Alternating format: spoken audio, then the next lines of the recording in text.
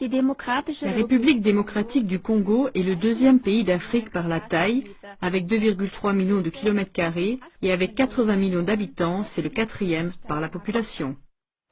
En ce qui concerne ses immenses ressources minérales, estimées à environ 24 billions de dollars américains, le Congo est considéré comme l'un des pays les plus riches, sinon le plus riche du monde. Il possède 10% des gisements de cuivre du monde, 30% des diamants et 70% de tous les gisements de minerais de fer. Mais surtout, on en extrait plus de 50% du cobalt requis dans le monde entier, le cobalt étant un minerai sans lequel, par exemple, serait inconcevable l'industrie électronique et toute l'industrie de l'armement d'aujourd'hui qui dépendent de cette dernière.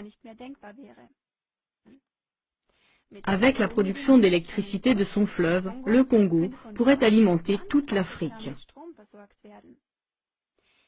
Il souligne que la République démocratique du Congo est actuellement le plus grand fournisseur de cobalt du monde. Presque toutes les voitures, ordinateurs, téléphones portables ou autres appareils électroniques contiennent du cobalt du Congo.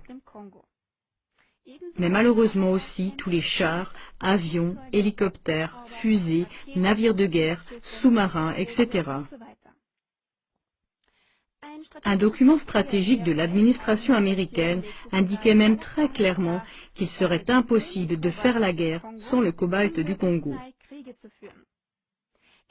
Mais c'est précisément ce qui, au milieu du siècle dernier, a placé le Congo dans la ligne de mire des intérêts de l'Empire américain, ce qui recouvre non seulement le gouvernement américain et son appareil militaire, mais surtout les grandes entreprises américaines, y compris la haute finance.